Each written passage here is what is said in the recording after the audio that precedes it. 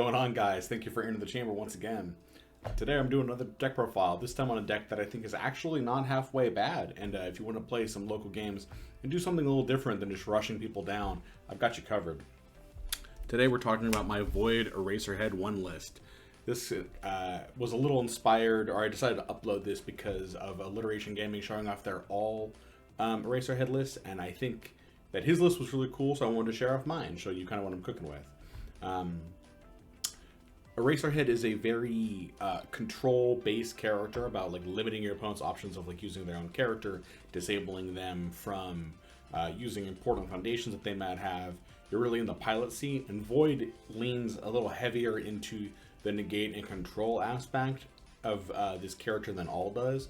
So this is definitely for people who want to play like a slower, grindier game where they're like chipping away at their opponents. That all out of the way, let's just get into it. So to start off, we're going to talk about our playset of Erase. This is a 71 card list, but because we start with a copy of Erase in our bin, it's really a 70 card list. Erase is kind of the beating heart of this deck. It is how we seal our opponent's character, effectively. It is how we disable important assets and foundations that our opponents have that we need to get rid of. And it's also how we use our character's ability to pump or reduce speed. Since we discard a card and then find a copy of Erase, we can just keep pitching erases and picking them back up. If we don't have an Erase in our hand, we can pick a fresh card and then grab an Erase to start that loop. This is like the beating heart of our deck, and the more erases we have, the more times we can block with it and still have our character online. So we play a full playset because we're really trying to find all 4 copies. Now this is kind of a wild attack lineup, but I'm a big fan of it. This is a combination of kicks and weapons slash combo. So I'm going to walk through and explain how all this meshes together into one package. So we'll start with playing a playset of Recipro, Extend. Extend is the backbone of many kick-based strategies. It's a decent poke on its own simply for being a 4/mid-4. For us, it serves as like a great opener because some of our attacks are kicked and some aren't. And we'll get into how this sets up later. But because Extend just pumps your next kick, you can put another attack in the middle if it's not a kick, and you'll hold on to that stat boost. So we kind of really take advantage of that in this list. And then it draws us a card, and card draw is always nice. The other half of what makes this attack package run, I'm going to leave these over here for a second, is our playset of... Sorry about that, folks. I dropped the last copy. It's our last copy, our playset of Binding Shoulder Rush. Shoulder Rush is in addition to just being like a decently statted attack as a 5 difficulty 4 for 6, which in this character is a 6 for 6, so it's got good stats. It effectively becomes a 4 difficulty if it's played as a second attack or later, so it's good to play deep into a string, and it makes our next combo attack easier as well. So when you jam this together, this is both our best opener and our best flow card, since it's a weapon, and it triggers a lot of the effects that we're playing with. And that's why these 2 cards are maxed out. There's only one other attack that we play that's maxed out, but these 2 are the backbone of enabling most of our different combos. And from here, I'm going to get into the rest of like our card attack pieces and how we make these attack combos happen. I'm actually just going to leave one of each of these out while we talk about the rest of the attacks, because we're going to be referencing these constantly. So, our last playset attack, we play a playset of Binding Kick. Kick, on its own, is kind of mediocre stat-wise. It's just a 4/4, but it's a kick. We can pitch momentum to bump its damage further, and then it will trigger off of all of our different like combo and kick enhances. So we can use, for example, Recipro Extend to make this a 4 difficulty, or I'm sorry, a 6 for 6, and then we can use a Binding Shoulder Rush to lower its difficulty. So a very common attack lineup for this deck is to go Shoulder Rush into Recipro into Binding Kick. You'll end up playing the Rush on a 5, you'll play Extend on a 5, and because your next combo gets made 1 easier, this becomes a 3 difficulty, so it's also on a 5. So this is just running 5s, which is like a totally reasonable difficulty curve for your attacks. And this is a 6 for 6, and then if you have some momentum, it becomes like a 6 for 9. We have a lot of other ways to pump this and get much higher, but it's just like a very stat efficient lineup.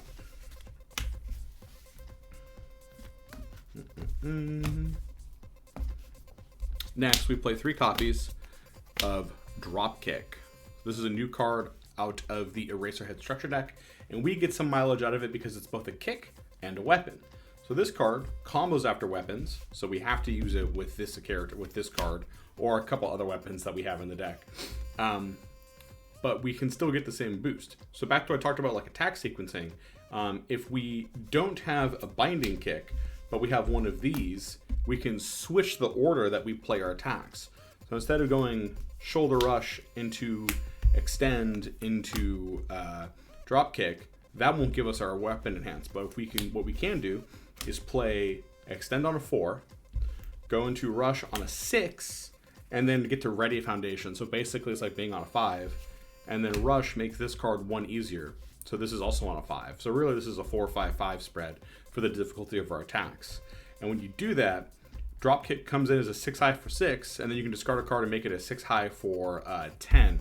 Then your character makes an 8 high for 10. This ends up being like a really big haymaker attack that is like a large percentage of your opponent's health. And then we have other ways to make it hit harder and hit even faster. So this is like a great, like, this is kind of like the Texas Smash sort of in this deck for us, except we have to pitch a card to it for its stats, but it ends up even bigger and faster than Texas Smash usually does.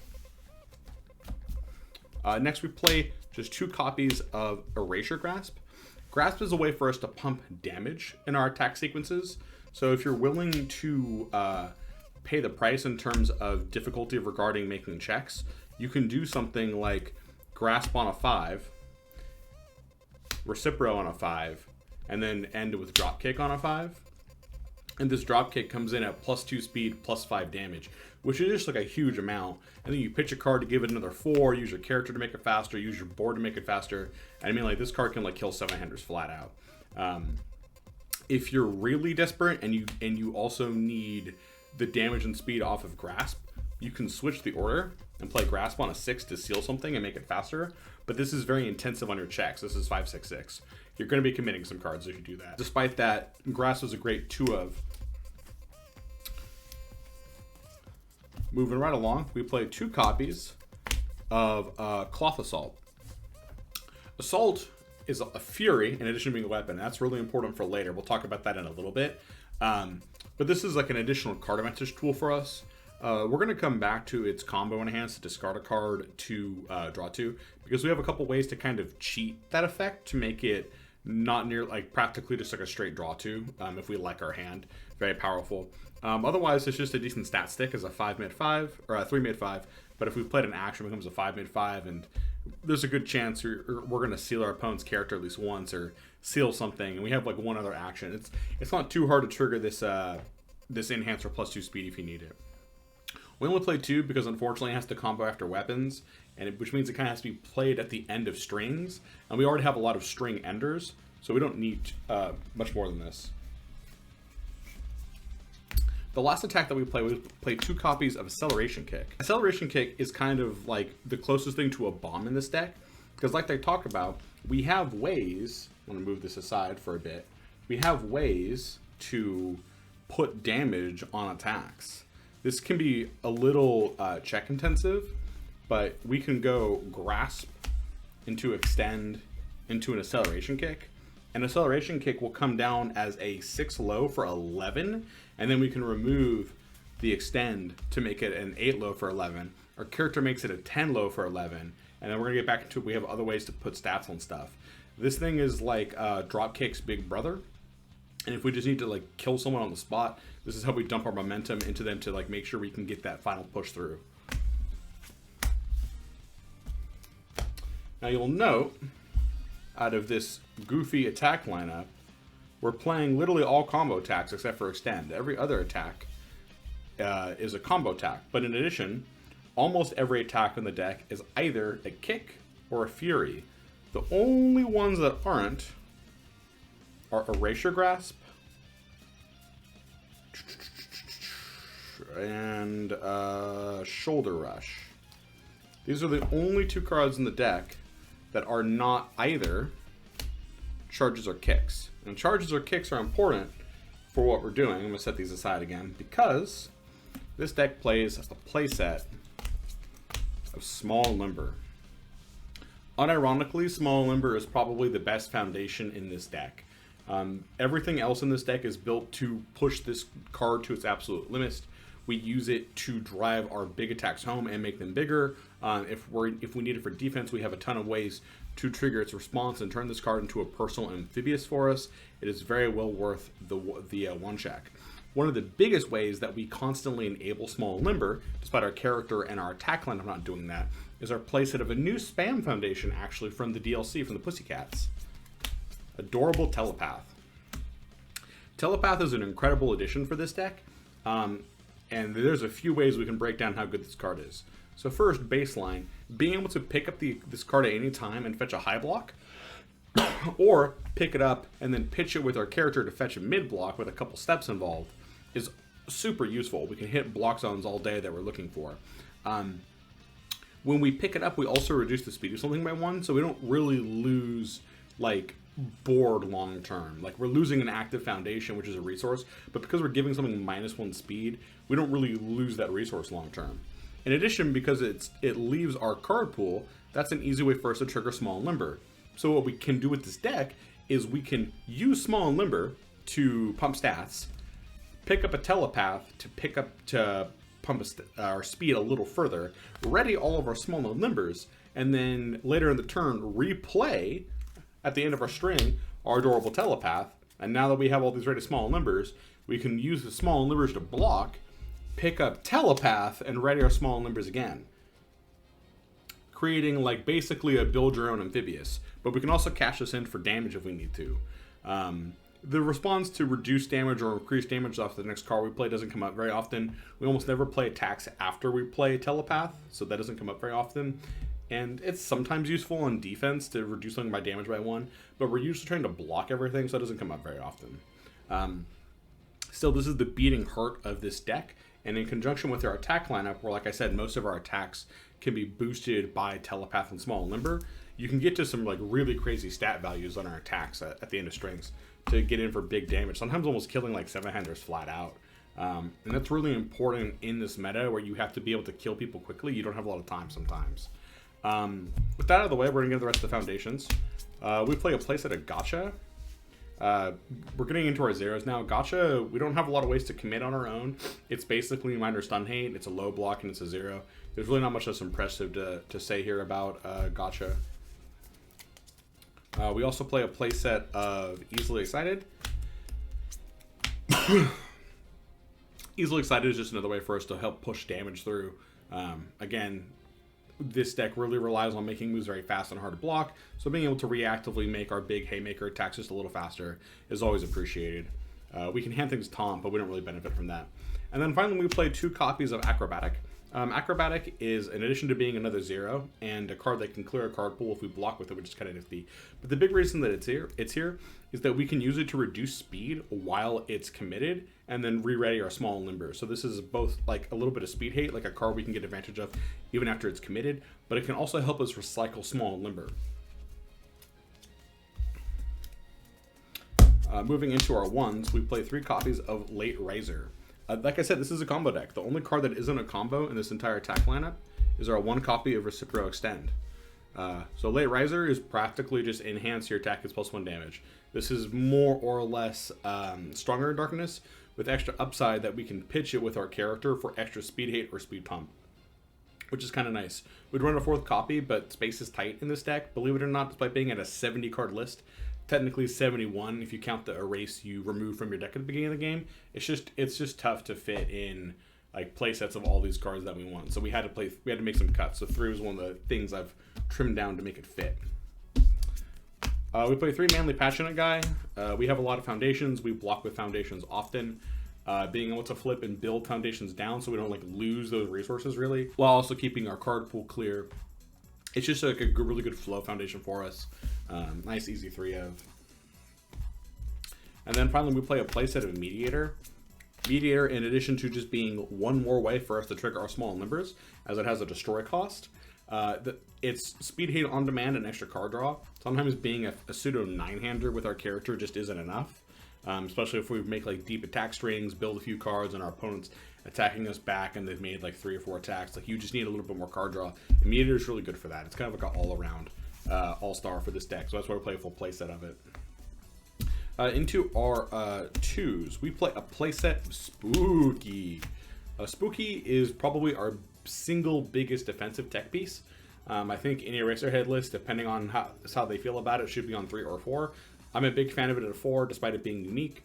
We have ways to get rid of it in our hand.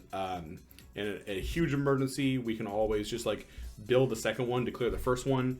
If we need to just like get cards out of our hand to keep our deck flowing. And frankly, there's a lot of like flip and destroy effects in the game right now for foundations. So I personally want as many copies of this card as I can to ensure that I always have one available if, unfortunately, when my opponent gets rid of it. That's what Spooky does. It's literally just commit to switch the stats of an attack. Because we have so much speed hate off of our character and the cards in this deck, it's very easy to get an attack into like 0 speed, -1, -2, etc. And when you switch the stats, it might be like a 10 high or whatever, but it's going to be for 0 damage, -1 damage. Even if they find a way to pump damage afterwards, it's like 1 or 2. So for attacks we can't block or don't want to block, being able to just like commit one foundation and basically full block the attack is incredibly powerful. And this is like one of the biggest things that makes this deck at least kind of viable right now with this very aggressive meta, is being able to like screw with stats and make it so that we get like a free block when this card is out. Very good. We play a playset of Unexpected Hero. Unexpected Hero is primarily as on-demand speed hate. Being able to flip to give it a move, -3 speed and +3 damage is a huge grip of speed. But it is a one-time use, so we play a playset of it to make sure we have it constantly available. Sometimes if our opponent is committed out, since we make our moves very fast, giving them -3 speed means they're still unblockable. So in a pinch, this card is occasionally flip for +3 damage for our attacks. But this card is primarily here for speed hate. Moving right along, we play 3 copies of Heroic Lineage. Lineage is both, again, additional speed hate for us, and this card is recursive speed hate, since it's only a commit cost. But we can also use it for a bit of damage, since our character can trigger the ability to pump damage very easily, since all we have to do is give him speed, and our character does that. This card's kind of nifty with Shoulder Rush, because if you're willing to lose the foundation or foundations you commit to play Shoulder Rush, you can pump Shoulder Rush with your character, commit a Lineage to give it 2 damage, and then use Shoulder Rush and re-ready your Heroic Lineage to like use it later down the road. So you can like milk this for damage if you want. It's a nice little like interaction. We play 3 copies of Taiyaki Fanatic. There's a lot of messed up foundations in the game right now, and this is the main way that we protect our board. You know, it stops Osier from using Student Art, stops people from snapping momentum off of a couple of different air foundations, turns off Rescue completed its releases. It does all sorts of stuff.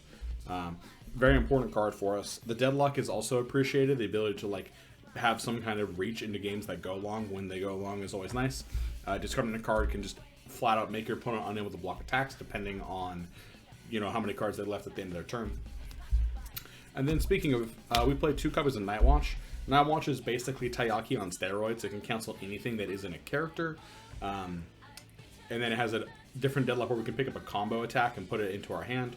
Like I said, almost every attack in this deck is a combo attack, so this ends up usually just being Deadlock, form, flip, pick up an attack, and put it back into our hand. So it's really good for going the extra mile and trying to get in for the kill if we need to. And then finally, we play 2 copies of Nullify as a hand trap. Nullify is, frankly, an action I think more people should be playing, just like in general. I think this is a very powerful attack and action. And I'm a little surprised it doesn't see more play. It's a 3 difficulty with a 4 high block, which isn't very good. But this is a basically Night Watch with no real cost besides passing your check that sits in your hand. If you have some momentum, you can burn the momentum and actually turn off your opponent's character. That's not very useful for us because we have a race on hand. But I've won games off this, being able to hit my opponent with like they pay a cost for like a powerful and stopping the powerful, or they pay a cost for some like other big enhance and they lose it. They do a latent skill and think they're okay, and you hit them with this and make them pitch their hand. There's like some really nasty things you can do with Nullify as like a hand trap, especially if you haven't checked when your opponent doesn't see it coming. So I think this is like a very underrated piece of tech in Void lists. with that out of the way, I'm going to shuffle this up and kind of show you what like the first couple of turns of this deck might look like. Unlike usual, we're not trying to kill people, we're trying to stabilize. So I'm going to show off what the defense and the moving pieces for this deck will look like. So I'll see you guys in just a bit. Alright, and with that out of the way, I've got this deck all nice and shuffled up. And like usual, I'm going to do a roll off on my phone. If it's the blue and red side will be us, and the green and black will be our opponent. So let's see who wins the roll off. Our opponent did, so we're going second. Let's say we're playing like Ojiro 2 and he builds 4 including a student. So we're not in a very good beginning. This opening hand has some promise in it. What we need now though is a 0. So I'm gonna bottom 3 because we got a bunch of gray cards. I'm gonna bottom 3. And we got our 0 and a second erase, which is nice. And we're gonna try and build 5 here. I'm actually gonna hold on to this erase in this scenario because I kind of want one erase in my hand just to stick a block. I'm sorry, not to stick a block, but to like erase their character, like on a pivotal turn.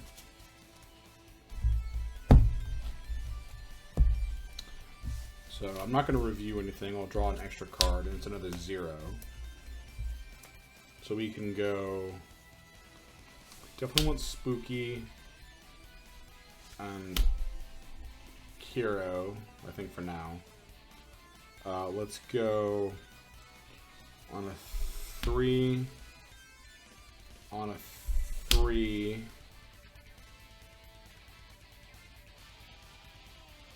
On a 5. Check a third erase. Because that checks. Since we can pick it back up, I think it's worth the risk of getting the extra foundation. So I'm going to go for this on a 5. Check another 5 when we got there. So we built 6. That's also why we're playing so many spam foundations, is it makes it easy to get big build turns when we're going second. So our opponent's up. Let's say they start with a back alley haymaker. I'm just going to make this up as I go to show off how the defense in this deck works instead of trying to kill people. So start with the back alley haymaker. I'm going to show them an erase. So it gets -2 speed. They did Student of the Art. So they're going to be able to go +2, +2. Let's say they draw a card. I would actually, when I do the erase fetch, I'm actually going to go get a second erase. Instead of like pitching an erase and cycling it, I'm actually going to get rid of the Night Watch and pick up a second erase. And that's because later on, I can erase and seal their character on like a pivotal block. Anyway, so this will be on a 5. It's pretty easy. Checks a 5. We got a full block, breaker 1. He plays like, I don't know, like some kind of like maybe he plays like a Texas Smash, let's say. So Texas Smash, he checks, you know, passes his check, he commits 1 for the breaker, comes in as basically a 4 high for 7. He's already loaded a low, so this is going to be a 7 high for 10 is what we're dealing with. We can do the erase, makes it a 5 high for 10. We can flip Unexpected Hero.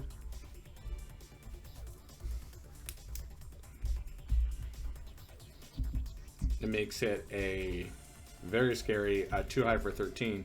And then we have a couple choices here. We can just commit Spooky and make this a 13 high for 2 and willingly take 2. But what I would actually like to do after making this move super slow, I'm going to just pick up an Adorable Telepath. Ooh, I'll have to edit that out. Sorry, guys. I'll pick up the Adorable Telepath. So this is on a 1. So 1, 2, 3, 4, 5. Checks a 3. Here's 4. Here's 5. And then when he plays his follow-up, we can play the erase on a 4. Checks a 3. Here's 4. And that seals his character, so his next move is like a 5 for like, I don't know, like a 5 for like, or like a 4 for 5, let's say. And it's stuck stock. You can't use his character. He's disabled.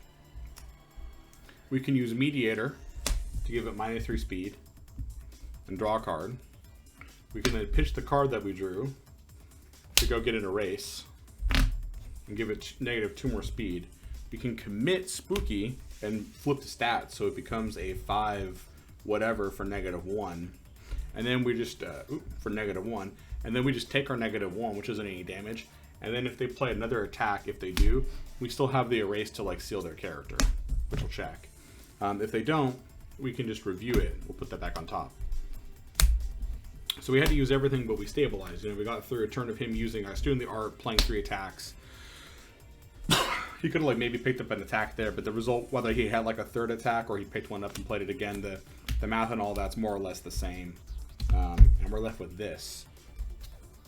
1, 2, 3, 4, 5, 6, 7. So we only do 1 attack. And Recipro's kind of a combo piece. So I'd actually rather just like set up our defenses. So we could do like Lineage, Passionate Guy, Telepath, and I guess Mediator. So on a 2, 2, 3, 4. 3, and on a 4, checks.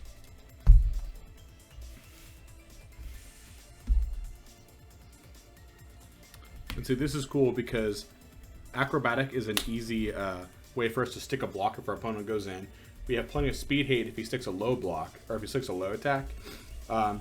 If he has a high attack, we can do the erase for negative speed, pick up the Telepath to give it further speed reduction, block with the Telepath, flip Manly Passionate Guy, and build Telepath back down. And then at this point, like, we should hopefully have like decent control of the game and what our opponent is doing. We haven't taken much damage. You know, maybe we have to like block and remove this from the game. So here's like another check, and you know, we've got the speed hate to use Spooky, and he probably doesn't have like that much gas the second time.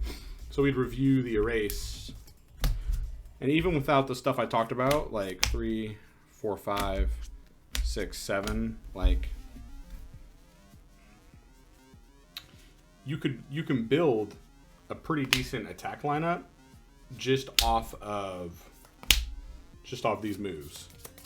Like, he's probably not gonna have great blocks. He'll probably get like the first one, but that's it. This is gonna connect for 6. This will connect for 12. He's like halfway to dead. We still have 4 blocks. We'll lose a couple cards to play the acceleration kick, but oh, we get a draw too. So that's our check, and then we draw a Telepath. So let's look at the high block. So we're gonna have plenty of cards to block with on like the next turn. We're probably in like a fine position from this point. So that's gonna complete my demonstration of this Void Eraserhead deck. If you got this far, please consider liking, subscribing, and thanks for hanging out. I'll see you in the next one, guys. And once again, thanks for entering the chamber.